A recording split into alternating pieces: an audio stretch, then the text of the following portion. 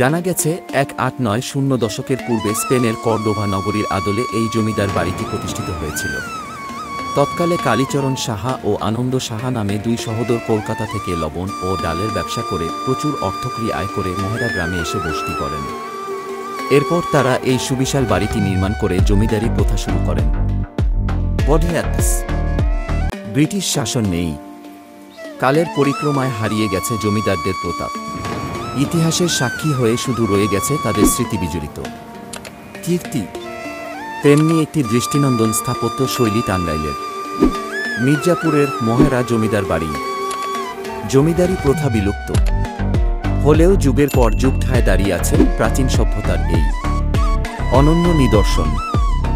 রাজধানীর নিকটবর্তী টাঙ্গাইল জেলা সদর থেকে প্রায় 1.8 মাইল পূর্ব দক্ষিণ দিকে এবং মির্জাপুর উপজেলা সদর থেকে মাত্র 10 কিলোমিটার দূরে প্রায় 8 একর সুবিশাল জায়গা এই মহেরা জমিদার বাড়ির বিস্তৃতি।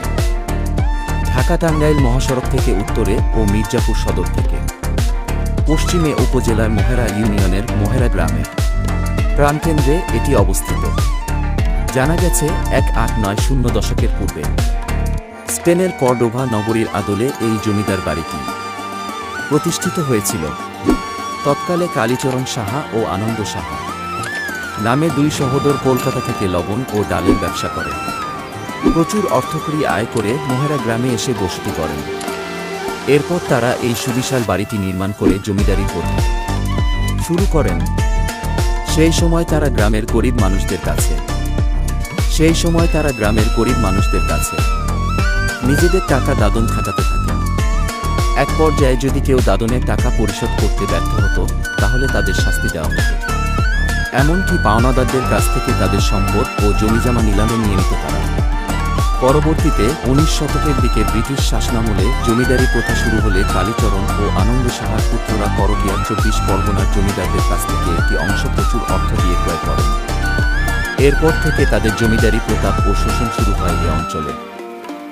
যদিও দুই ভাই কালীচরণ ও আনন্দ সাহার উত্তরাধিকারী রাজেন্দ্র রায় চৌধুরী জমিদারি পরিচালনাকালে এলাকায় গ্রামীণ রাস্তাঘাট নির্মাণ, বিদ্যালয় স্থাপন ও পানির ব্যবস্থা সহ বিভিন্ন জনকল্যাণমূলক কাজ করেন।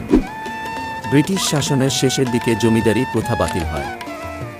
1947 সালে দেশভাগের সময় জমিদারদের অধিকাংশই ভারতে পাড়ি জমান।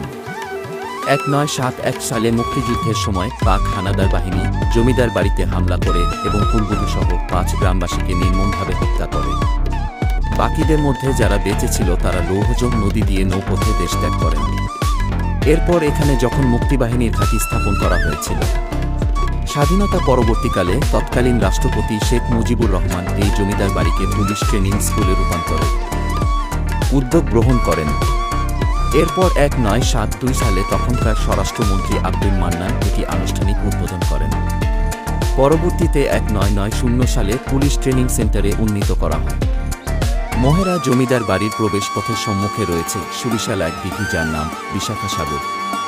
দিঘির দক্ষিণ পাশেই রয়েছে বিশাল আম্রকানন ও প্রধান 3টি ভবনের পাশাপাশি অবস্থিত নায়েবের ঘর, কাছারি ঘর, গোমস্তাদের ঘর। এছাড়াও আছে কারুকার্যখচিত 2টি সুরম্য প্রবেশদ্বার, শোভাবর্ধনের জন্য দেশি বিদেশি বাহারি রঙের আর নানান জাতের ফুলের গাছ। মহেরা জমিদার বাড়ির মূল আকর্ষণ চৌধুরী লজ, মহারাজা লজ, আনন্দ লজ ও কালীচরণ লজ।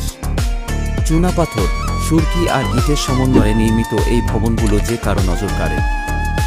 বিগত বছরগুলোতে এই জমিদার বাড়ি দেশের অন্যতম সেরা প্রাচীন দর্শনীয় স্থান হিসেবে পরিচিত পাওয়ায় পর্যটকদের আকৃষ্ট করতে বেশ কিছু সংস্কার কাজ করা হয়। এর মধ্যে ভবনগুলোর রং পরিবর্তন করে নতুন রূপ দেয়া, মিনি পার্ক ও চিড়িয়াখানা স্থাপন, পিকনিক স্পট হিসেবে রাত যাপনের ব্যবস্থা সহ সিনেমা শুটিং স্পট হিসেবেও এটি বিবেচিত হয়।